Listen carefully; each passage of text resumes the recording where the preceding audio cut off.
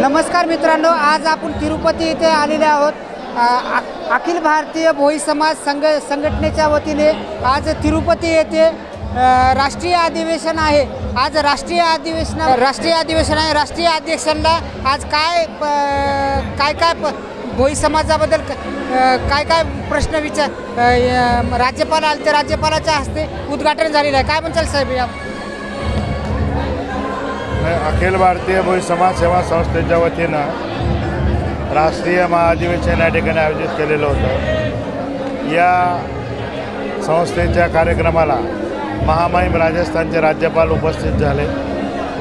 राज्यपाल उपस्थित झाल्यानंतर समाजाच्या ज्या काही सेवा सुविधा अद्यापर्यंत समाजाला मिळालेल्या नाहीत अशा प्रकारचं एक निवेदन त्यांना देण्यात आलं। माननीय पंतप्रधान महोदयांना 2015 आणि 16मध्ये जे काही पत्रव्यवहार केलेला होता त्या पत्राच्या अनुषंगाने एक स्मरणपत्र माननीय महामहिमच्या लेटर हेडवरती परत माननीय पंतप्रधान यांना देण्यात यावं या बाबतीमध्ये आज निवेदन सर्वानुमते देण्यात आलेलं आहे। या निवेदनामध्ये एकच मागणी मागच्या गेल्या 25-30 वर्षापासूनची आहे की भोई समाजाला STची सवलत देण्यात यावी, परंतु अद्यापर्यंत त्या मिळत नाही आहे।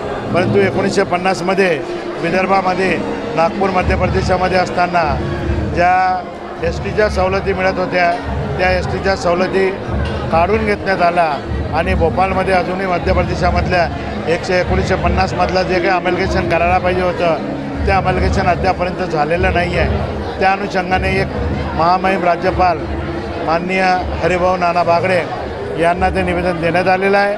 त्या निवेदनाच्या हातीनं या समाजाला ज्या अधिवेशनामध्ये ठरवण्यात आलेलं आहे की समाजाला ज्या काही शर्ती आणि अटी लावलेल्या आहेत त्या त्यांनी रद्द कराव्यात, जेणेकरून समाजाला जे काही मुबलक सुविधा मिळायला पाहिजे, उदाहरणार्थ घरकुल असेल, मच्छीमारांसाठी मार्केट असेल, चणे फुटाणे यांच्यासाठी स्टॉल असतील किंवा गाढवावरती जे काही रेतीचा व्यवहार करतात त्यांना विना रॉयल्टी हे देण्यात यावं, त्यांच्याकडून कुठल्याही प्रकारची रॉयल्टी घेण्यात येऊ नये अशा प्रकारचे काही ठराव या ठिकाणी झालेले आहेत।